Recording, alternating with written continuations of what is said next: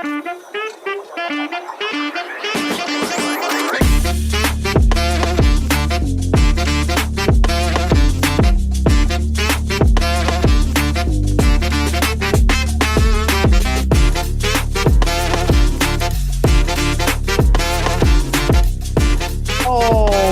then, everybody. Hello, welcome to the Alex Cuesta Show. Before we get into anything fun, like, share, follow, subscribe, rate 5 stars on Spotify and iTunes. Word of mouth, spread it. Follow us on the socials, the Alex Cuesta Show. Go search it. And today is Thursday, July 28th, not Wednesday. Little mix up on recording yesterday. We were supposed to have a guest. David, don't do this. We were supposed to have a guest. Got a little mixed up. That guest is going to come on next week. Hopefully, it's going to be a great guest. I don't want to spoil it because I don't like doing spoilers and then things not happening. But it is just David. David, I hate you. Hello. It is a joyous time right now because Disney Star Wars is the gift that keeps on giving for me, honestly. Between Lord of the Rings, Disney Star Wars, I hope they ruin David's BioShock. I'm waiting. I'm excited for that too. If Disney's about to re-fuck up Aragon. Like, things are going really sideways right now, and Disney's a root cause of a lot of it. But yeah, hi guys. How are you? Welcome. Last week we had a great show talking to head coach Tommy Farrell and his senior wide receiver cornerback Tyrone Benjamin. That was fun, Dave. We got a lot of good responses from that show, which was nice, talking to one of our homegrown guys. I appreciate everybody that decided to listen to that show because it was a really fun show, and I'm looking forward to what Coach Farrell does. He just revealed, if you haven't done it yet, go follow their Instagram and Twitter. They just revealed the new helmets for this year.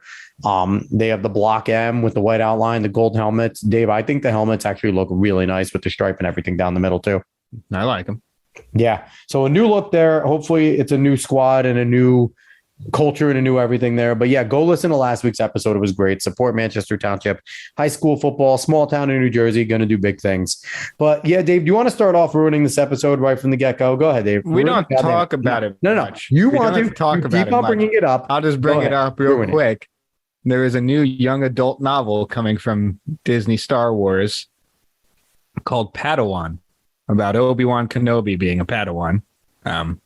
And apparently he's mad that Qui-Gon won't take him on a mission. So he goes on a mission on his own, and he learns about his sexuality while on this mission when he encounters a group of kids. So it is a very interesting time in Disney Star Wars. I love every moment of it because as much as I don't pay that much attention to Star Wars lore-wise, I just know that's not a part of it.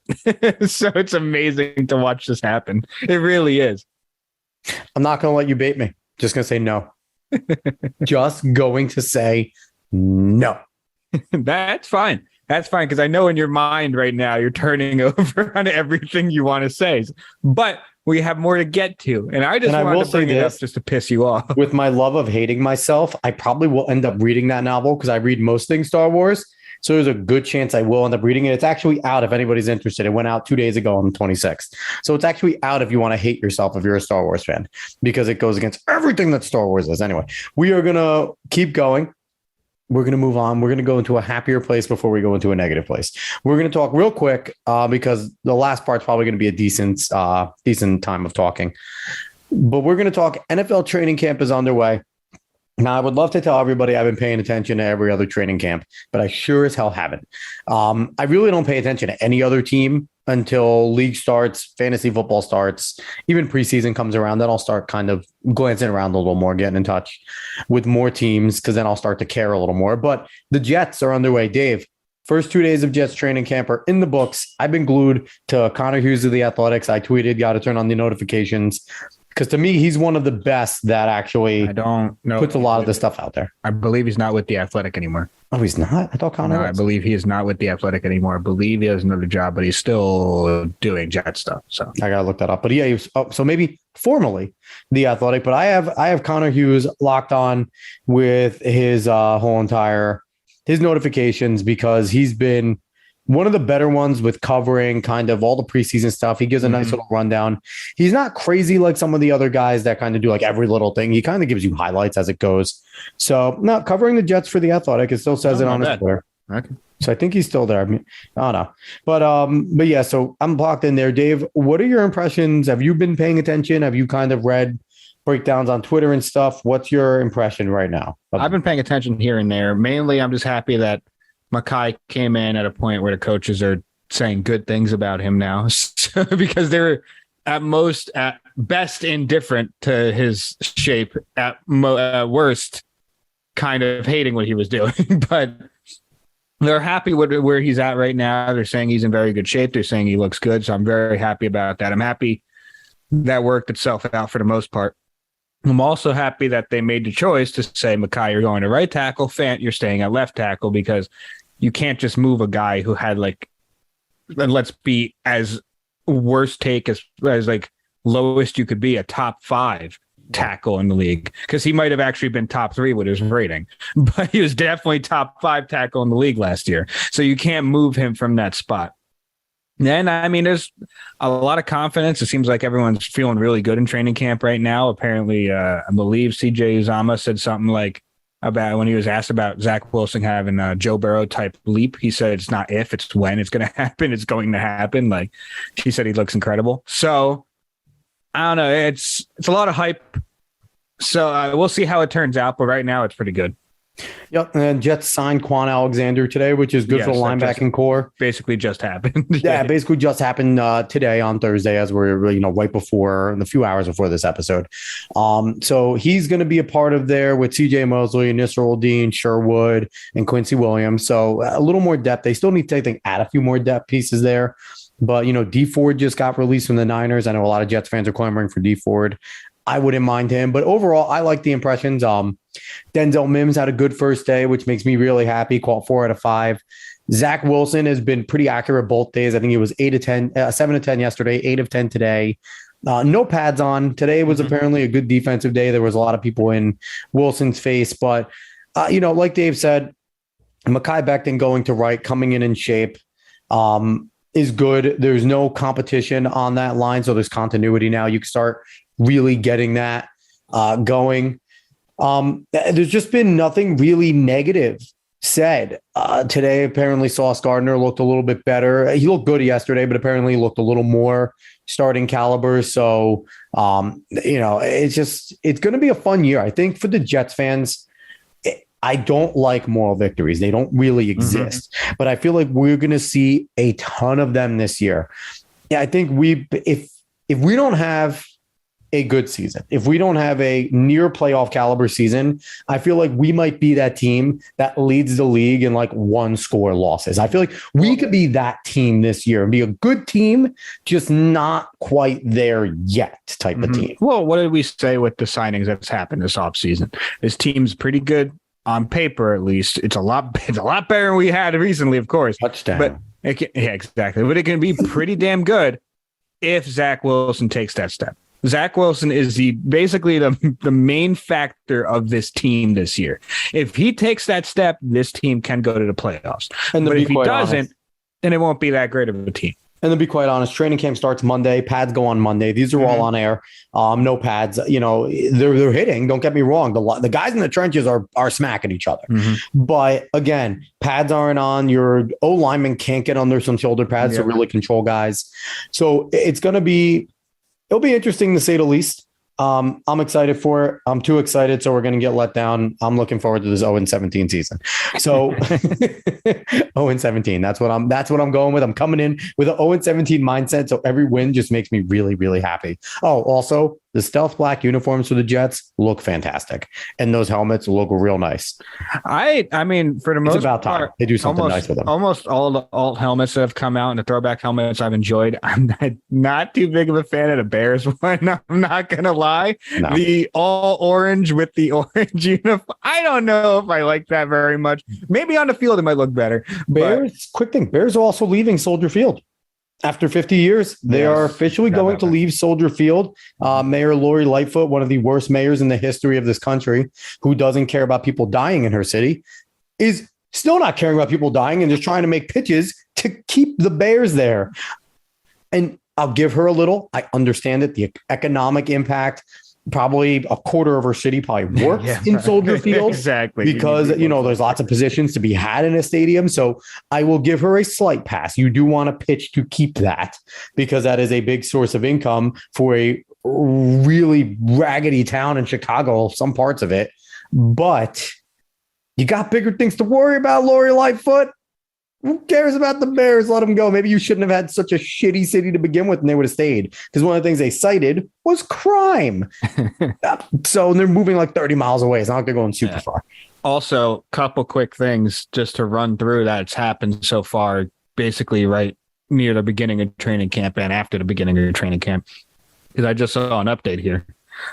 Cardinals extended Kyler Murray, and they did have an independent study clause. We had to study for like 4 hours a day or something like that. And the memes, 4 hours a week, and the memes have been incredible since that's come out. They've apparently removed that just yesterday. So now that is removed from the contract. I don't know whether by pressure because Kyler's like, what the fuck? Because no one knows if he actually just doesn't study, but it was in there. So everyone's like, he doesn't study very much, but that has now been removed, but Kyler got extended.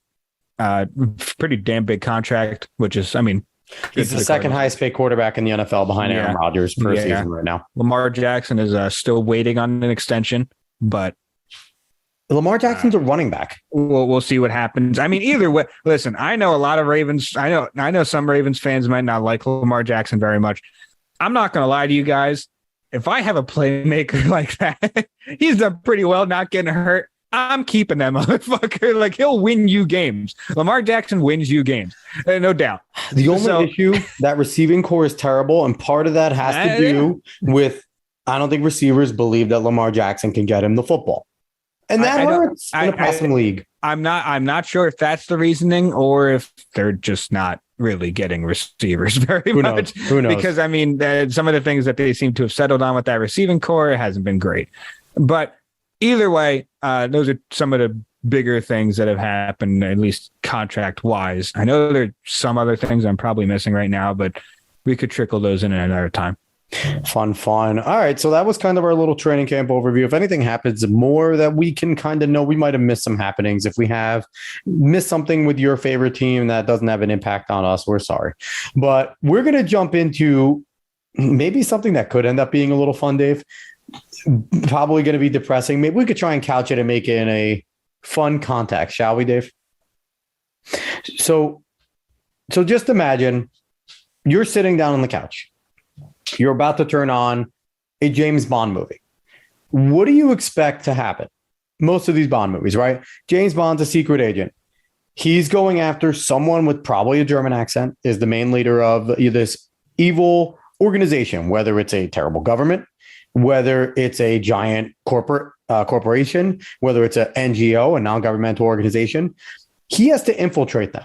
Now, usually in these Bond movies or in some of these cheesy spy movies or something like that, the villain is obvious. What they're doing to people is obvious, and everyone just kind of seems oblivious to it.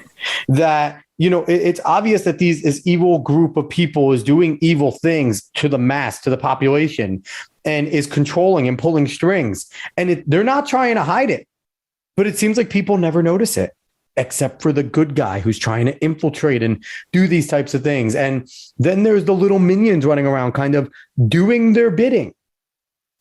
Now, go into like an E60 thing. What if I told you that's fucking going on in front of our eyes right now as we speak? That we have, I know that the World Economic Forum and Klaus Schwab has been described as a Bond villain by James Lindsay all the time. He quite literally says he is a Bond villain, and he sounds like one. Klaus Schwab, when he speaks, sounds like a Bond villain. But man, you have to either be so indoctrinated in your own bullshit or just believe in it or just be stupid to not see what's going on. Like, Dave, if you have anything to add, just jump in, because coming from the World Economic Forum to their agenda, and we can even go over a little bit of their page of what their fucking goals are, and then trickling down to what we see going on in society with the grooming going on in schools, which, sorry, we're not going to be taken off of YouTube because I said grooming in schools, but the grooming going on in schools. I know I've seen people flippantly going, yeah, they're grooming. We're going to do drag queen story hour and this. And it's like, yes, it's happening, but we're going to go into more detail, but this shit's going on. Dave, do you have anything to jump in and add? Well, funny enough, I mean, Kingsman kind of makes, I guess, more of a satirical take of the Bond villain, especially in the first movie. Certainly does. Where, funny enough, that guy is very worried about the climate. He decides, I can't remember exactly what his plan was, but it was something really stupid. And apparently Klaus Schwab and some people want to try to block the sun. They brought it back up. They brought that back up. So listen, Klaus Schwab is out in the open. He's one of the world's leading Marxists right now. He's written 4 or 5 books. I've read 2 of them. Block the sun. And the funny thing is, he talks about this in the book and he goes, admittedly, we don't know the geopolitical implications of what would happen if we were to do something like this. And there's a whole chapter in 2 of his books each talking about altering the environment, humans altering it. It's some of the funniest stuff I've ever seen. 'Cause remember that one Trump story about him wanting to send a missile into a hurricane? The one that's fabricated completely? Yeah, but it was like, that's stupid, but also hilarious. But also it didn't happen. And he didn't have really the power to make that happen. People were not going to do that. The difference here is that everything that Klaus Schwab has said he's wanted to do is happening. So that's the huge difference here. And especially if you go on the WEF website, you see everyone that's partnered with them. Every person that's politically partnered with them, you might have even voted for. I'm going to read a big partnership list of corporations. So, but the thing is that, I mean, you hear the term "Build Back Better" from Joe Biden. Maybe every other political person in that time frame when they were going for election had that same exact mantra. Very interestingly enough, that everyone would have the same mantra. I don't know why they would do that. Or maybe I do if I just listen to the weird German guy that's talking about people eating bugs and blocking out the sun because he's worried about the climate. And he wants stakeholder capitalism so that people aren't doing things that's too harmful for themselves. So you can probably go, since you probably have more pulled up than me, you can go and just read quotes. And really all you need to do is just read quotes from the guy. Everything that he said he's wanted to do, you at least heard in an article before, or maybe multiple articles at the same time. Kind of weird. But they bring up the same thing at the same time on the same day. I don't know why exactly that would happen unless they're doing it for some reason, whether ideologically captured or just because they like money or just because they don't want to be ruined. Either way, these things are happening. And it's a little obvious because, I mean, honestly, they're not liars. They're not really not some of them just aren't liars at all. They're telling you what they want to do. One of his top guys basically said that humans are a plague on Earth.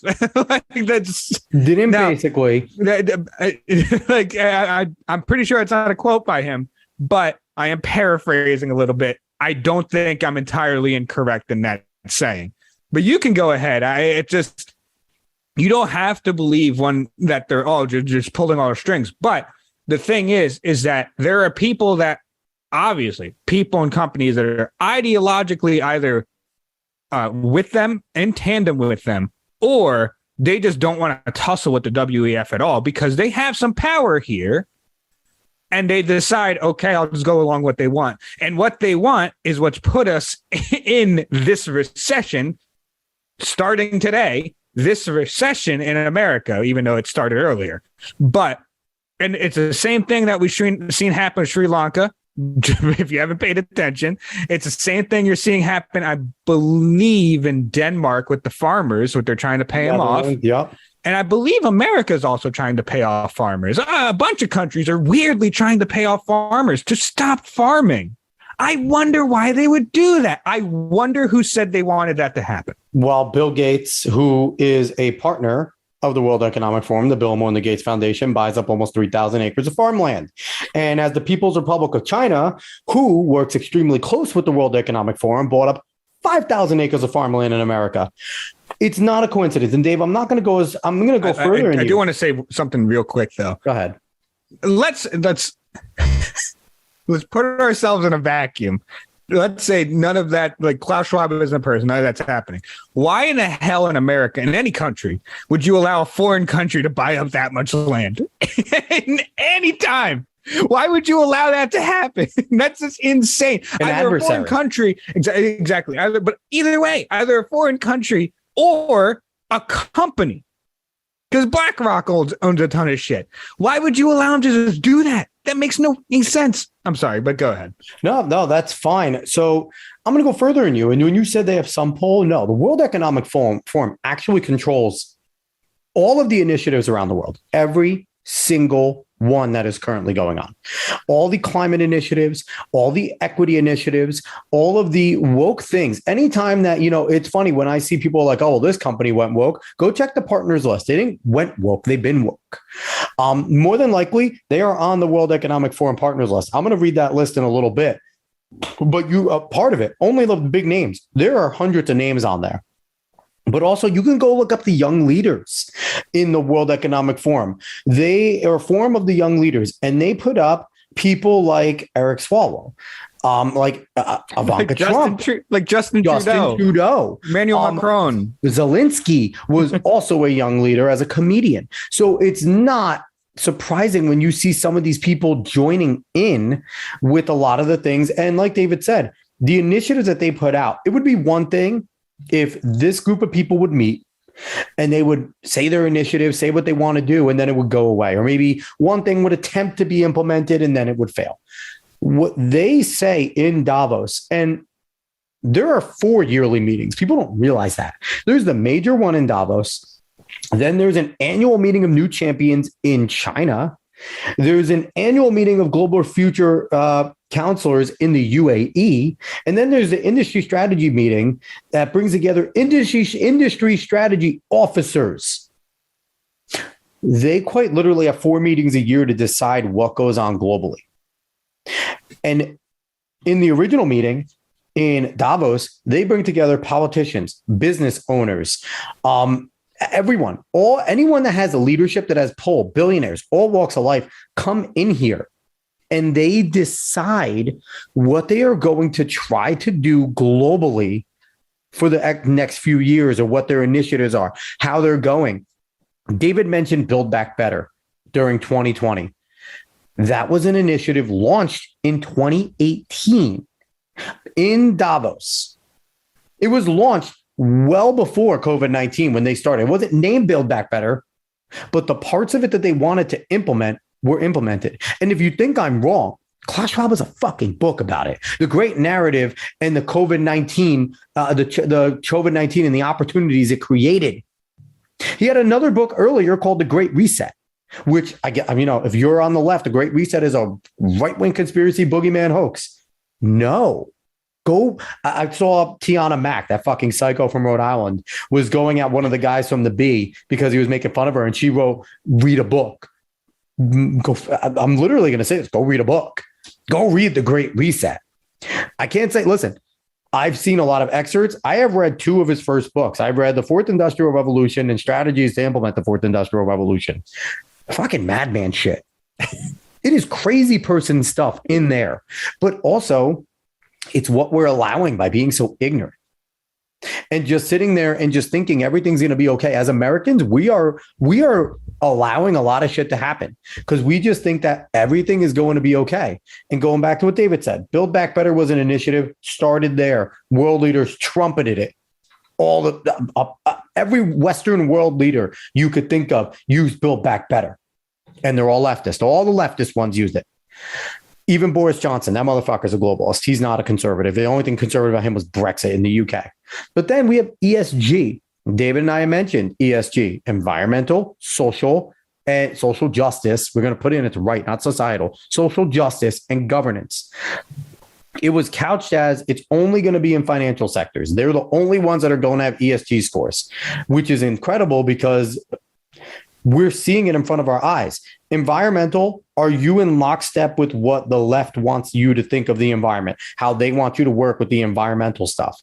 Already crazy climate change. But you know what? Companies can kind of play ball with ESG. Whatever, if that's the case, fine. Right. Governance, we're going to go there. Are you catering more to the shareholders, or are you doing their theory of stakeholder capitalism, where stakeholder capitalism is you are responsible to the employees only? They get to decide. It's a democracy of the proletariat. It is a Marxist theory that stakeholder capitalism is, not to the shareholders, not to the people that invested in your company, that gave you money, that gave you capital in order to become the company you were, that want to see investment back. No, don't be responsible to them. Be responsible to people who have no idea how to fucking run a company, that are specialists in what they do, but have no idea outside of that. That's the theory with stakeholder. So are you down with giving more of your employees power? Again, if you're a major company, you can kind of play the game with that one. Oh, yeah, sure. We're going to give them more power. Societal, the social justice one is the one that you can't fake. You could try, but they're going to come after you if you don't. And the thing is that you notice with societal and how much of a bullshit it is. Dave, did you see recently that they were talking about potentially making arms companies a big part of the S? If you invest in arms companies that are attempting to help Ukraine, it will help your ESG score and the societal factor. They make shit up. Yeah, no, the whole thing about ESG, and I mean, you ran through it, but the thing is, that's only there just to put up some kind of front. It's all like ESG is literally all about control. It's all hypocritical nonsense. All it is about controlling the company to do what you want to do. That's all it is. It's the same thing. I mean, everyone complains every time gay pride. I can't remember what month it is. June. Every time June comes around, every company in America puts up that flag on their profile picture, but they'll never do it in almost any other country. They won't do it there because they know it doesn't fly there. It's that simple. Yep. But it's all signaling. It's all virtue signaling to the public, but also virtue signaling to those that they don't want to ruin them. That's all it is. And then the ESG scores are just there to say, hey, do this or you're buried.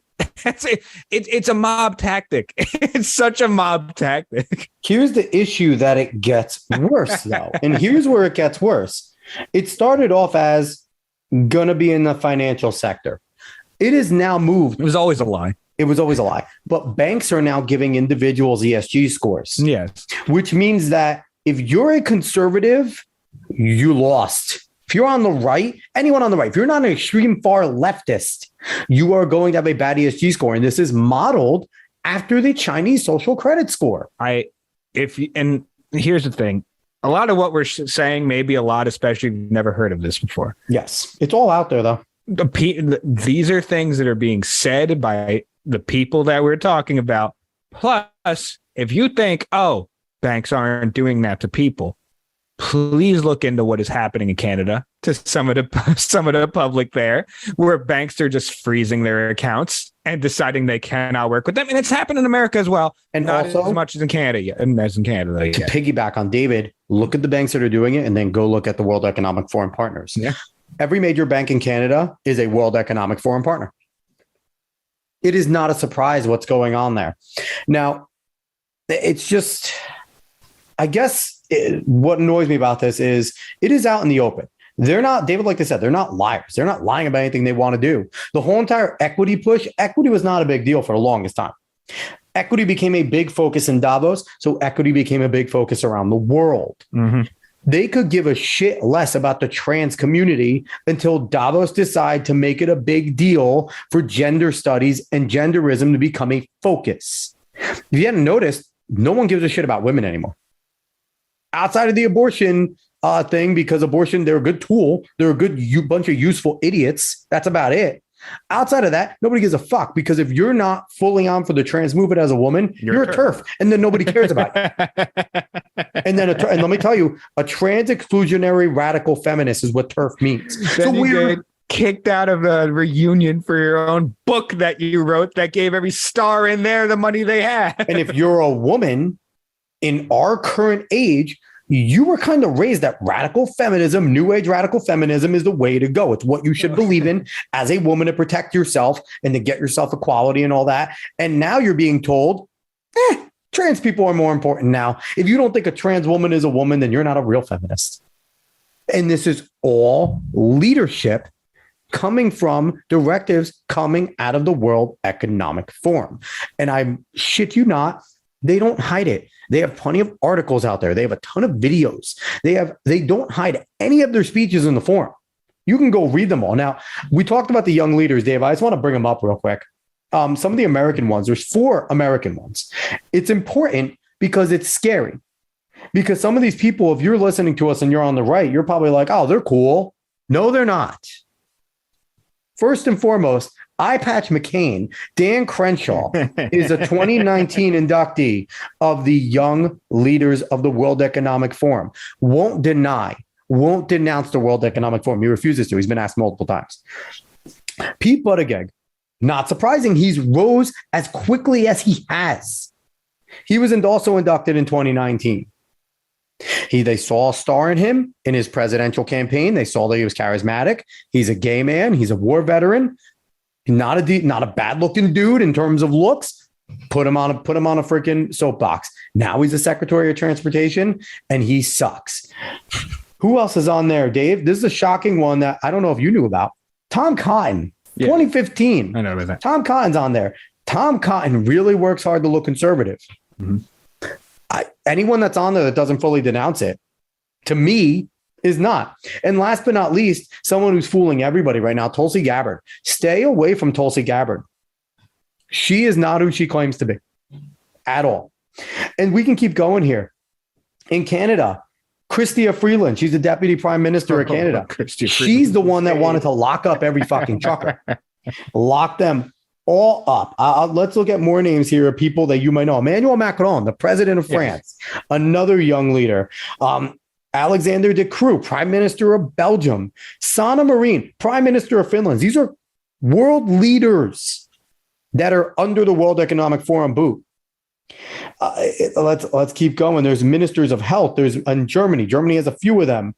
It's an incredible number of people that everyone needs to wake up to. Now, I mentioned the grooming thing going on, Dave. They're kind of the foot soldiers. I look at them in kind of as the foot soldiers, the lions in sheep's clothing in plain sight that are just out there kind of doing the bidding because they push the DEI. They push SEL, social economic learning. Klaus Schwab just recently talked about the importance of social emotional learning in schools. Just recently talked about the push. And what have we seen, Dave?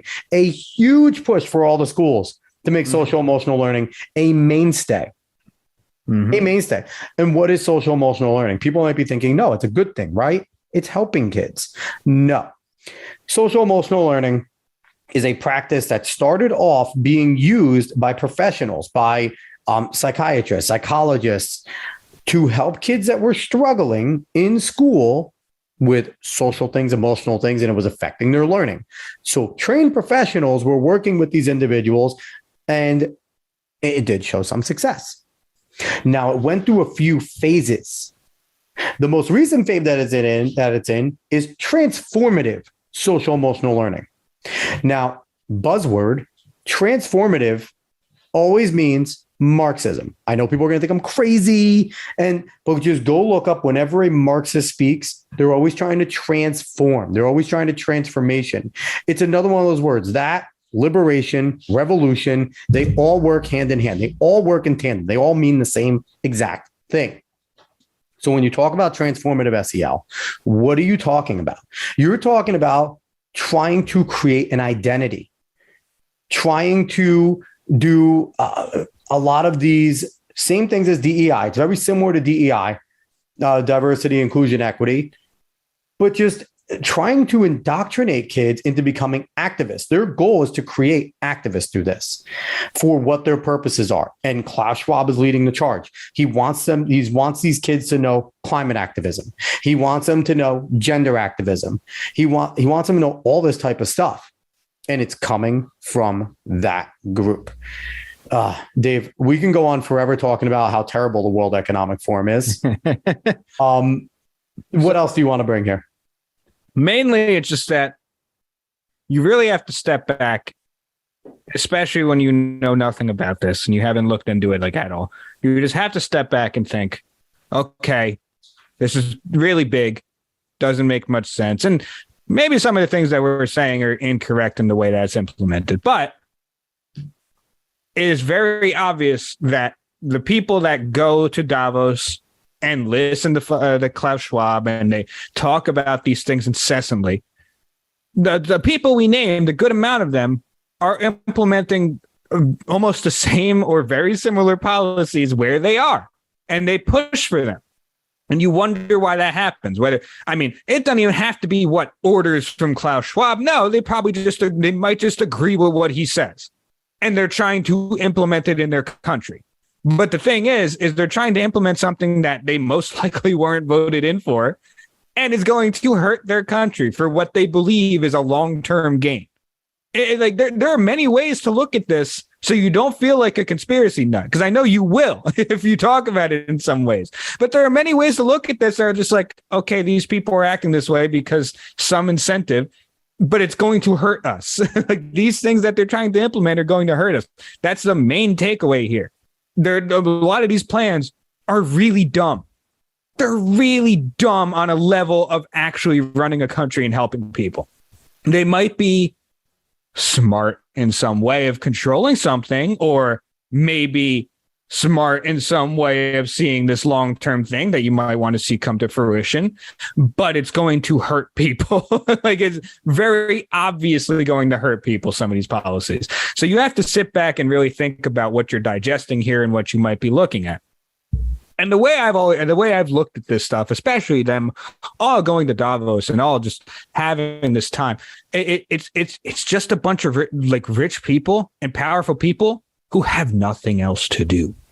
Like, they have no fucking worries. They have nothing else to do, and they just think they know better than you because they have money and because they have power. That's it. That's the way I look at it. I don't know if you ever seen the movie Society, Alex. No. So Society is Brian using the film. It's out there, but the thing is, it's about this alien race that took over like a small town. I'm giving away a little bit, but it's an old movie. You should have seen it or heard. But they act as like the higher bred societal people.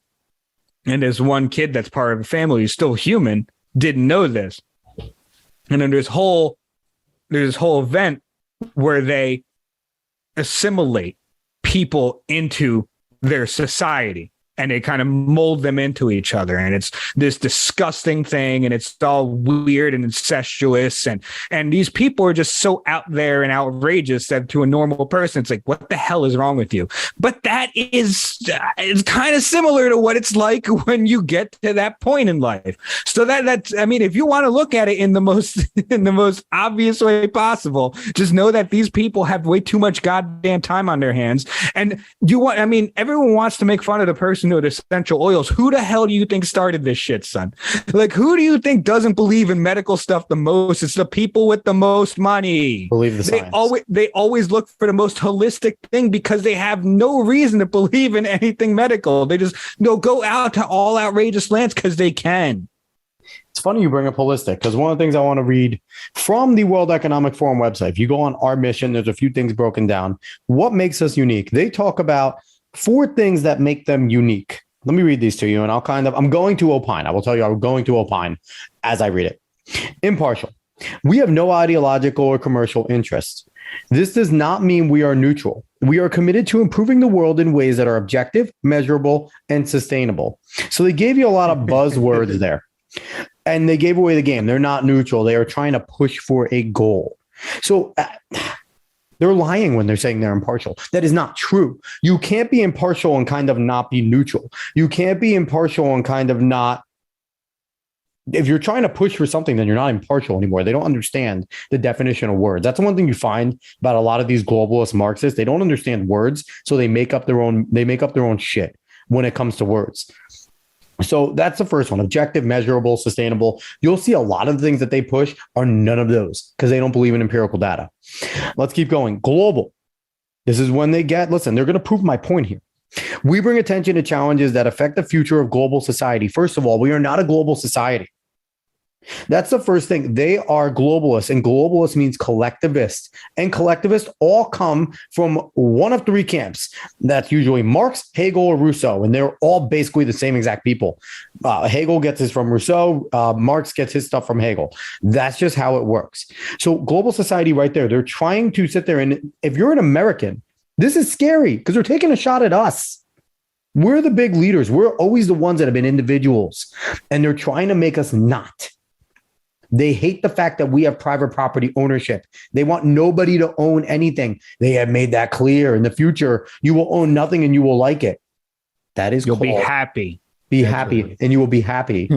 People, Karl Marx raged against private property. He said the basic breakdown of communism is a dislike of private property.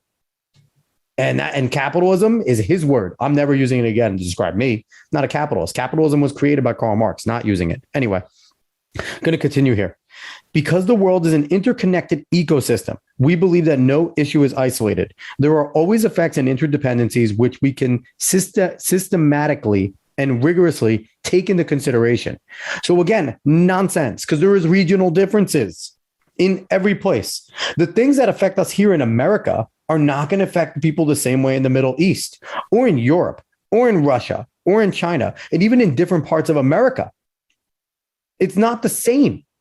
What affects me here up in New York is going to affect people completely differently in the beaches of California.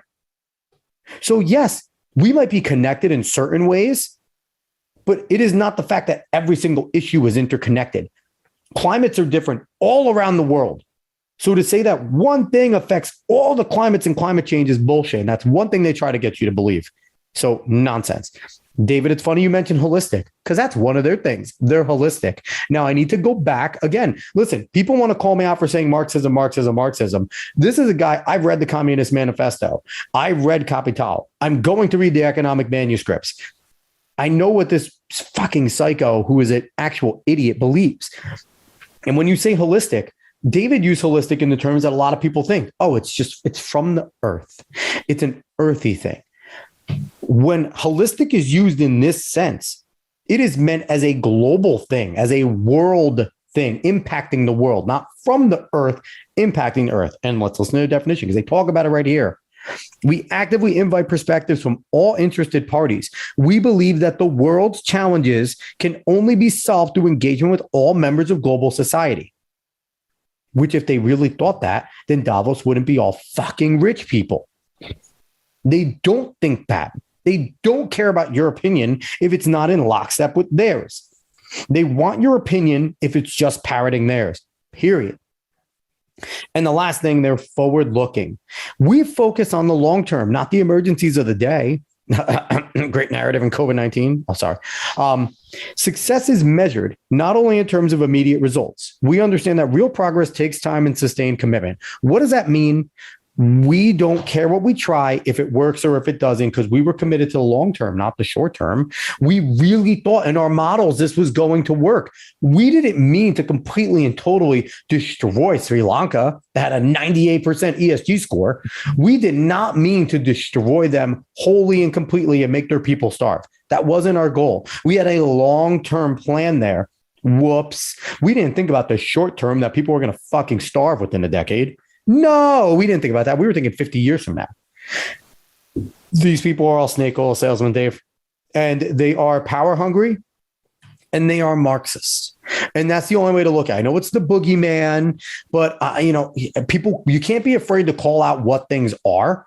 And Klaus Schwab, man, he learned from people that were from the Frankfurt School. Okay. Like, Or he at least he's referenced enough of these motherfuckers from the Frankfurt School, which is a neo-Marxist school in Germany. It's not surprising, Dave. It really isn't. Before we go, I'm definitely going to read this list of here so people can sit there and realize that everything they use every day is connected to the World Economic Forum. Dave, do you have anything before I run through this list? And this is only a few companies I wrote down.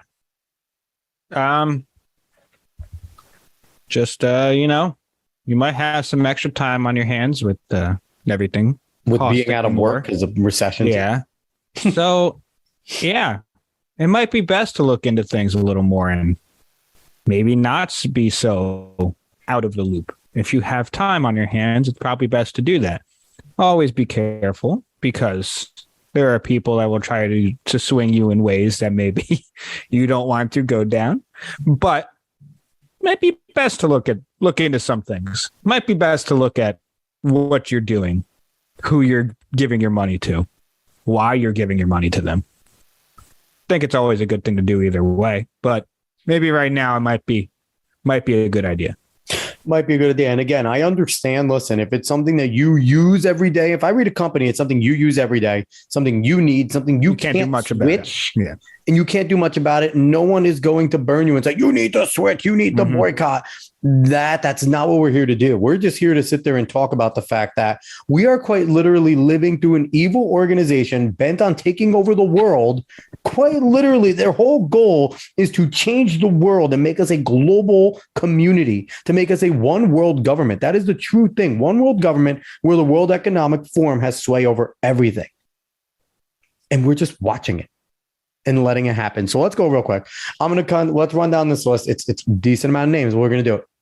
So starting off, AARP, Old People Supplemental Insurance, their partners. Abbott Labs, you kind of know that name. They were the ones that made all the fucking tests that were pushed to the forefront by the Abbott rapid test for COVID-19. Surprise. Adobe, people use Adobe every day. Amazon, the richest freaking company on the planet. Everybody uses Amazon. I'm guilty of using it. I know what they are. Everyone uses it. Apple, yeah, keep on buying your new swanky phones when you have an option. AstraZeneca, Big Pharma, another one. Barclays, Bank of America. You're going to hear a lot of banks on this list, people. They are in with the banks. Bayer, another medicine pharma company. BlackRock. David mentioned BlackRock. BlackRock is just a company that has a bigger GDP than most countries in the world. They are incredibly wealthy of a financial investment firm. And look into it, they are buying towns. They are actively buying towns and forcing people to rent these homes. They are not selling them.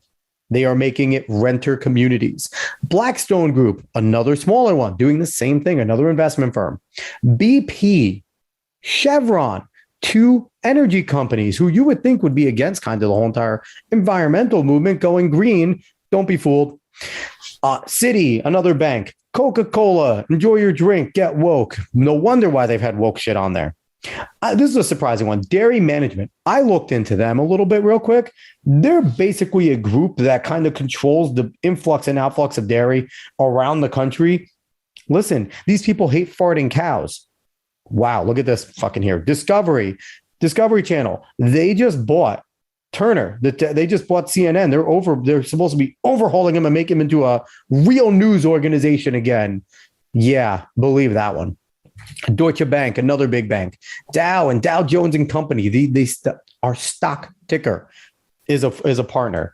General Electric, obviously electric. Goldman Sachs, Google, the Google machine. Not surprised, they're wokest. H&M, go wear your fashionable shirt and be a part of the World Economic Forum. Heineken, they are a great beer company. I will not stop drinking their beer. HP, Hess, another energy company. Honda, car company. HSBC, another financial institution. IBM, Intel, JP Morgan Chase. So yeah, keep your Chase account. It's really safe if you don't believe in everything they believe in. Morgan Stanley, another one. Stanley Black & Decker, your tools are woke. LinkedIn, make sure you get a job if you're saying all the right things. If anyone has a LinkedIn, make sure you put your pronouns next to your profile. That's a big thing. Marriott, Just stated one. Didn't know they were woke.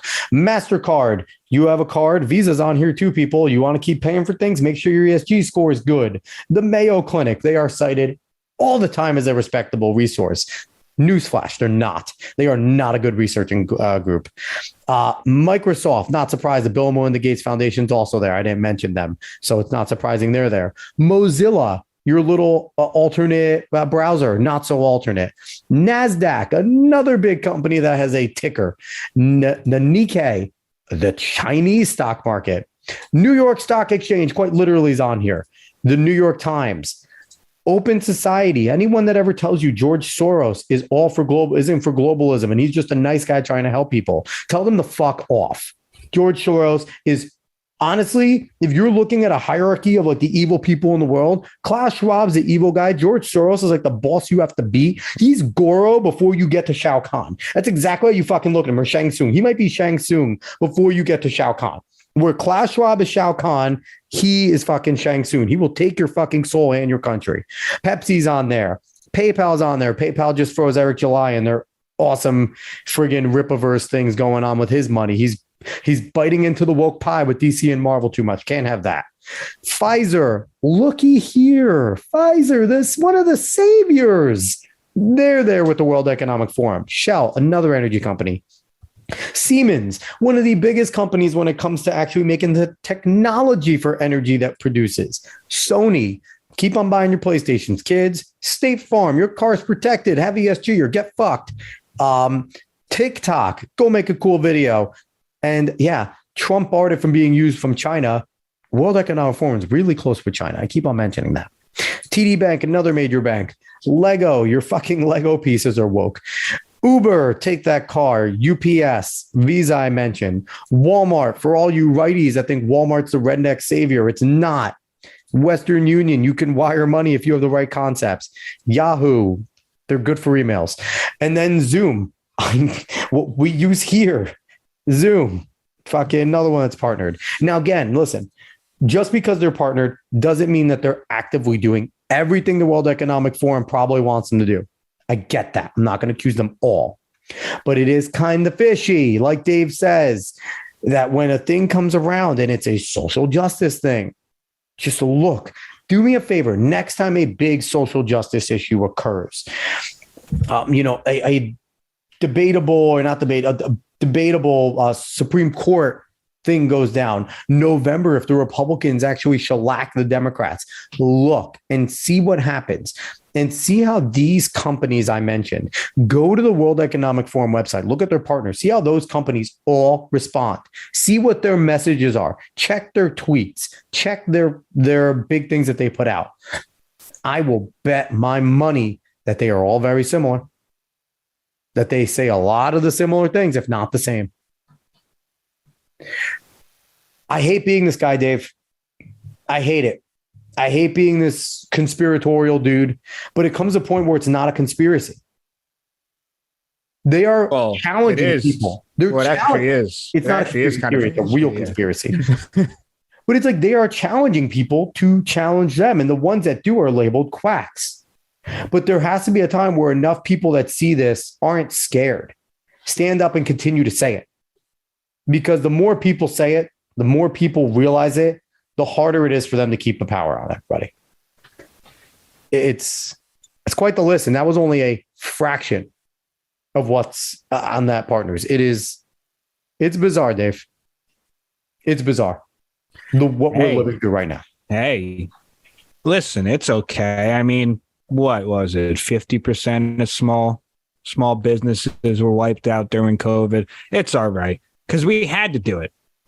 We had to make sure the bigger companies got their money while smaller businesses were wiped out. Listen, all I'm going to say is if you listen, you don't even have to care that much about the WEF and stuff like that. If you cannot recognize that things are kind of fucked right now, I don't know what's going on, man. I'm not sure what you're paying attention to, because a lot of things are either really weird or really messed up. And everyone feels the same aura, no matter what kind of aisle you're on. Everyone feels that same aura. So I don't know, man. There's lots of things that you could pay attention to. WEF seems like a prominent one. I mean, I know I don't like them, but either way, things are going to change. You know that. We'll see how they do change, though. I'm hoping for the best, but hope's only so much. I'm going to try to make sure things go okay, but we'll see. Whoever the fuck that little over 30% that approves of Biden's presidency right now, what are you on? Like, you're the people that think that there's nothing wrong. They're the ones that Dave was talking to that is like head in the clouds, like they think Biden's doing a good job. That's the exact people that I think would fall for this nonsense, that are okay with this, that think this type of stuff is a good thing. But I mean, we're two guys talking into the air. Hopefully that this can reach more ears. And again, if you think we're quacks, that's fine. If you think we're conspiracy theorists and we're fucking crazy, that's fine. Do a little more digging. See what these people have said out of their own mouths. See what the people that they associate with. Go search that young leaders list. A lot of people don't know that young leaders list even exists. Go search that young leaders list. See if there's any names you recognize. See what they've done. Look at the campaigns that go out. Now start to pay attention to these little social justice campaigns and see which companies are going with it. How many of them are on this list? I imagine all of them. And, maybe you'll start to pay attention a little more. You'll look out. When is the next, I'll see if these people are fucking crazy. When's that meeting in China? When is that meeting? Pay attention. See the quotes in there. Go follow World Economic Forum on Instagram and Twitter. They, like David said, they are not shy. They put the full speeches out there. Klaus Schwab always does a whole entire big speech. Every single meeting. They're not hiding, everyone. They're not hiding. And anything you see that you think might be fucking crazy, eating bugs, they pushed it. They suggested it. That's a them thing. And they're the ones that have plenty of videos of actors eating bugs out. Yeah. And what was it? The Well Health Safety Seal? That was a thing for a little bit. Yeah. That was a thing for a little bit, but I don't know. I'm pretty sure that was an open society thing. And open society is also a close partner of World Economic Forum. So again, and also a fun thing, if you want to do a fun exercise on there, just go search somebody's name in the search bar and you'll see if they pop up as somebody friendly with the World Economic Forum. It's great. It's great. And, again, all you Trump supporters, go search Donald Trump. You'll be surprised. It's not everyone's who you think they are, everybody. That's all I got to say. That's how I will end this. I know Brian Stelter hates these words, but go do your own research on this, especially because they don't want you to. Because if you look at it and you start to think, it's a little fucking crazy. Maybe I'll look a little further. Maybe I'll listen to some people who are a little critical of this and maybe I'll get their perspectives. And then you'll find yourself down the rabbit hole. And then all of a sudden, you might have been a liberal your whole life and you are, because you think of one thing different, you're going to become an alt-rightist. Join the group. It's fun. All right, Dave, you have anything to say before we skedaddle here? No. I feel like I've said my piece. I feel like we got out enough for right now. So we did. We didn't talk about the grooming in schools. Maybe we'll talk about the grooming in schools in another episode. We kind of went more on a World Economic Forum, and James Lindsay, New Discourses, does a great job. He has a whole series, 4 episodes long of groomer schools where you can go into detail about the shit going on in schools. Don't let anyone ever tell you they're not fucking with our kids in schools. They are. They suck. But anyway, we're going to go. We're going to run out of this one. NFL is back, baby. Training camp's here. We can go on a positive. Let's go on a positive. Go Jets. 0-17. Let's do this. All right, everybody. Thank you so much for listening. I hope we didn't ruin your day or night too much. So long, everybody. Till next time.